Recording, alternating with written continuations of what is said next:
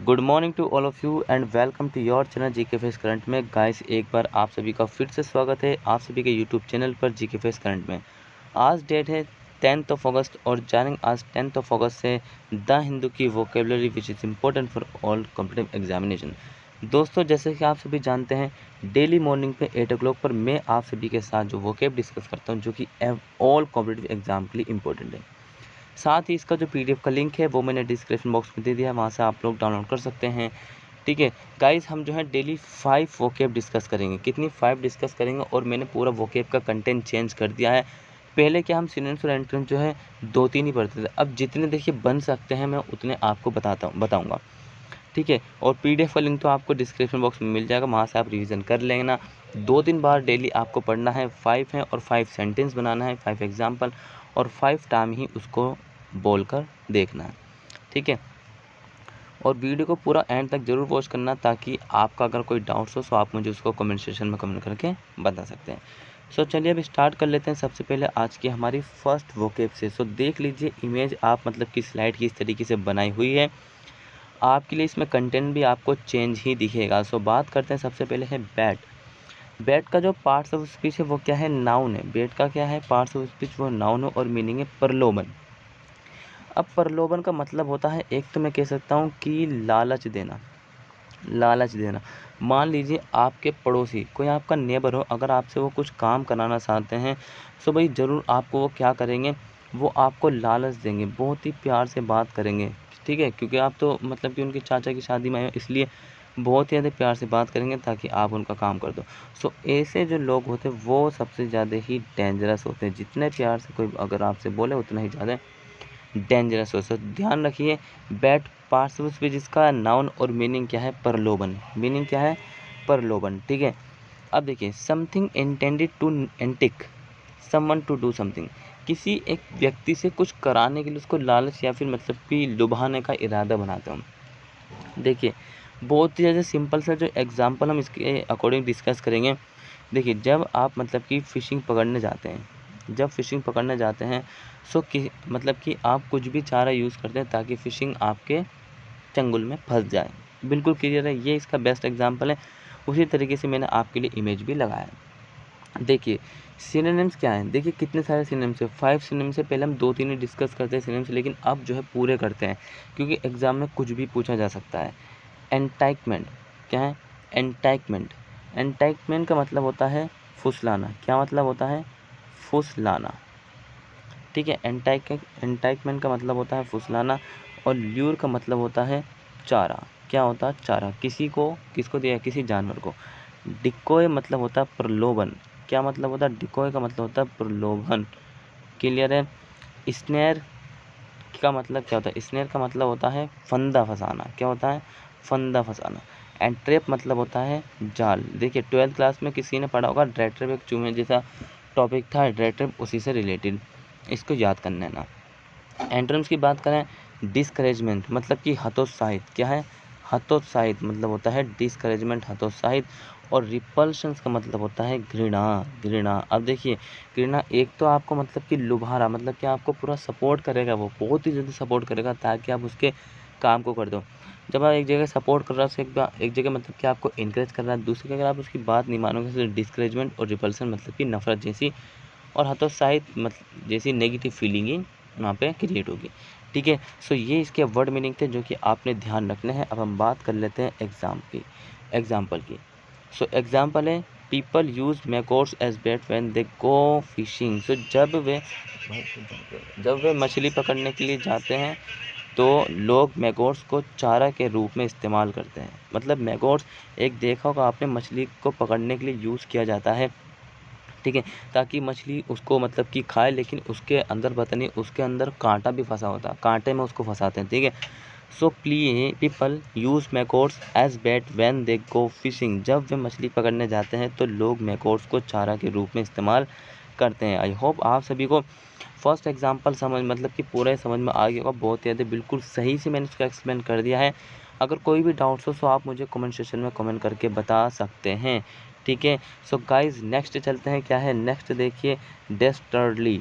डेस्टर्डली parts of speech इसका adjective है और मीनिंग है दुष्ट और क्रूर। एक ऐसा व्यक्ति जिसके अंदर दया की भाव ही ना हो, दया भावहीन हो, ठीक है, साथ ही मतलब कि ईमानदार ना हो, ठीक है, अड़ियल हो, बदतमीज़ हो, दुष्ट और क्रूर हो। मीनिंग है दुष्ट और क्रूर मतलब कि किसी के ऊपर न्याय नहीं करना जानता है, अधर्मी हो वो। सिनोनिम्स की बात करें, विक्ड मतलब कि क्या, दुष्ट, एवल बुराई कह सकते हैं, बुराई, ठीक है। इन एटिकेट्स का मतलब होता है अधर्मी। क्या मतलब होता है? अधार्मिक व्यक्ति जिसके अंदर धर्म के प्रति कोई किसी भी प्रकार की फीलिंग ना हो। हीनियस बुराई। और विलेंस का मतलब होता है खलनायक। क्या मतलब होता है? खलनायक। गाइस खलनायक। सो ये याद रखना इसको। सो इसके एंटोनिम्स क्या है? एंटोनिम्स की बात करें सो एंटोनिम्स इसके नोबेल मतलब कि महान। नोबेल का मतलब होता है महान।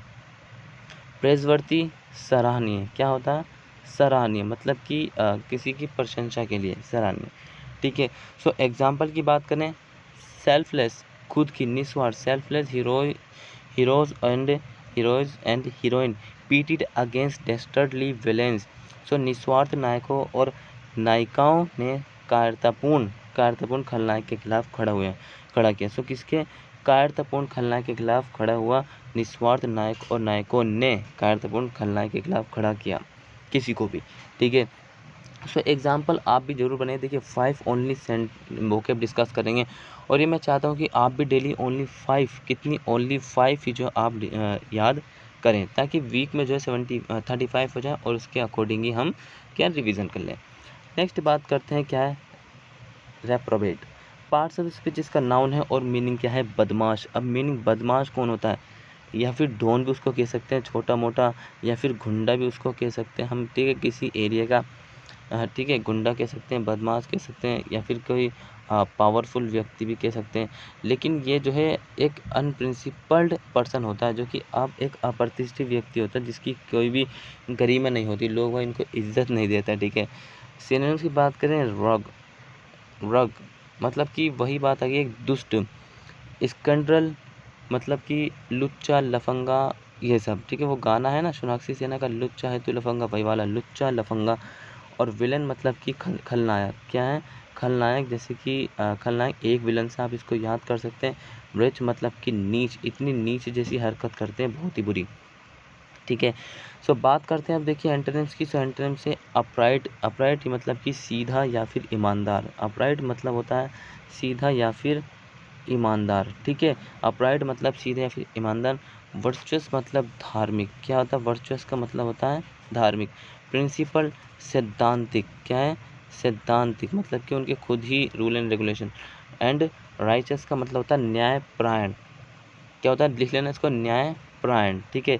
अब बात करते हैं देखिए एग्जाम्पल की। सो एग्जाम्पल देख सकते हैं, I began to stare at him. मैंने उसे घूरना शुरू कर दिया। If he were a reprobate but I could not believe. कि वे, जैसे कि वे एक प्रतिशोधी हो लेकिन मुझे विश्वास नहीं हो रहा। मतलब कि उसको विश्वास नहीं हो रहा कि वो प्रतिशोधी है, डेस्पाइट उसने उसे घूरना शुरू करा, जिसके मतलब कि उसने घूरना शुरू करा और उसके बावजूद भी उसको ये महसूस नहीं हुआ, ये विश्वास नहीं हो रहा है कि वो उसका प्रतिशोधी है, ठीक है। सो क्लियर हुआ यहाँ से इसका एग्जाम्पल। देखिए एग्जाम्पल भी इम्पोर्टेंट है। अब नेक्स्ट बात करते हैं क्या? ओवरचर। पार्ट्स ऑफ स्पीच इसका नाउन है और मीनिंग है संधि प्रस्ताव। अब संधि प्रस्ताव देखिए इमेज पहले डिस्कस कर लेते हैं इंडिया पाकिस्तान की। ये सिंधु जल संधि है, ठीक है। ये 1960 में हुई थी, जो कि भारत पाकिस्तान के बीच। बस इतना ही पता कर लीजिए, इसको डिटेल में कभी और डिस्कस कर लेंगे। तो संधि प्रस्ताव मतलब कि दो देशों या फिर किसी एक पॉइंट्स को या किसी एरिया को लेकर जो संधि प्रस्ताव होता है उसको कहते हैं। An approach or proposal made to someone with the aim of opening negotiations और establishing a relationship, बातचीत खोलने या संबंध स्थापित करने के उद्देश्य से किसी के पास किया गया या एक दृष्टिकोण या प्रस्ताव। कह रहा है कि एक मतलब कि प्रपोजल भेजा ऐसा कि किसी अन्य व्यक्ति के साथ जो मतलब कि रिलेशनशिप है वो बेहतर हो जाए, एस्टेब्लिश मतलब दोबारा उनका निर्माण या फिर बहाली हो जाए। सो यहाँ पर आप इमेज में देख सकते हैं, ये जो है सिंधु जल संधि प्रस्ताव था जो कि 1960 में हुआ था, ठीक है। उस वक्त जो भारत के जो पीएम थे वो जवाहरलाल नेहरू थे। सो सिनोनिम की बात करें तो अप्रोच मतलब कि पहुंच, कहाँ तक आपकी पहुंच है, और प्रपोजल मतलब प्रस्ताव, टेंडर जैसे कि कहते हैं ना कि अगर कोई एडमिनिस्ट्रेशन मतलब कि इंडियन एडमिनिस्ट्रेशन सर्विस का जो व्यक्ति अगर वो आपसे खुश हो जाए जो आईएएस है, तो आपको 100 करोड़ का एक टेंडर दिलवा देता है। ठीक है। सजेशन मतलब कि सुझाव, सजेशन मतलब कि सुझाव, इसका कोई वो नहीं था क्या antonym. Example, he began making overtures to British merchant bank. उन्होंने ब्रिटिश मर्चेंट बैंकों के लिए प्रस्ताव बनाना शुरू किया। क्या किया? प्रस्ताव बनाना शुरू करा उन्होंने ब्रिटिश मर्चेंट बैंकों के लिए। सो उम्मीद करता हूँ कि आपको समझ में आ गया होगा। ओवरचर आ गया होगा क्या है, इसका नाउन बता दिया, parts of speech, synonyms important है, एग्जाम्पल, और साथ ही इसका एग्जाम्पल मीनिंग भी इंपॉर्टेंट, याद रख लेना, 2-4 बार पढ़ोगे। देखिए मे बी आपको, मुझे अगर यहाँ पे 10 से 12 मिनट लग रहे हैं, तो मुझे कम से कम आधा घंटा इसको मतलब कि पढ़ने में लगता है, और साथ ही कम से कम आधे घंटे के आसपास ही इसको तैयार करने में लगता है। सो इसको हम मान सकते हैं कि 1.5 घंटा चाहिए मुझे इस वोकेब को, इतना वोकेब को आपके लिए प्रिपेयर करने के लिए। सो अगर 1.5 घंटा चाहिए, सो अगर आप उसमें से 1.5 घंटे का अगर मतलब कि 10% अगर पढ़ लो, सो बहुत हो जाएगा। ठीक है, बहुत हो जाएगा। सो नेक्स्ट और आज का लास्ट है प्रोटेज। पार्ट्स ऑफ स्पीच, इसका नाउन है, मीनिंग आश्रित। अब आश्रित का मतलब देखिए निर्भर हो कह सकते हैं, निर्भरता कह सकते हैं, किसी से उम्मीद लगाना कह सकते हैं, किसी से उम्मीद लगाना ले सकते हैं। ठीक है, कोई एक्सपीरियंस पर्सन है उससे बात कर सकते हैं। सो ये होता है आश्रित लेना। ठीक है, जैसे कि एक घर के जो लोग होते हैं वो अपने फादर मदर पर ज़्यादा डिपेंड रहते हैं। ठीक है, अगर इसका मीनिंग की चेक करें, मीनिंग है अ पर्सन वो is guided and supported by an older and more experience और इन्फ्लुएंस पर्सन। एक ऐसा व्यक्ति जो कि उसके ओल्डर और एक्सपीरियंस व्यक्ति से प्रभावित होता हो। ठीक है। सो सिनोनिम्स हैं इसके, प्यूपाइल, शिष्य। प्यूपाइल का मतलब होता है शिष्य। ठीक है। स्टूडेंट, स्टूडेंट तो आपको बताइए आप हो विद्यार्थी, मैं भी विद्यार्थी ही हूँ अभी तक। और ट्रेनिंग का मतलब होता है अभिष्यार्थी, मतलब शिक्षार्थी। एक ऐसा व्यक्ति जो कि उस वर्क की ट्रेनिंग ले रहा है ताकि उसमें परफेक्ट हो जाए, ठीक ठाक हो जाए, काम करने के लिए योग्य हो जाए। एंटोनिम से गार्जियन, अभिभावक। गार्जियन कौन होते हैं? हमारे अभिभावक होते हैं, लिख लेना इसको। और अडल्ट मतलब होता है वयस्क। देखिए खिचड़ी बननी, लेकिन मैं मुंह से भी बता रहा हूँ।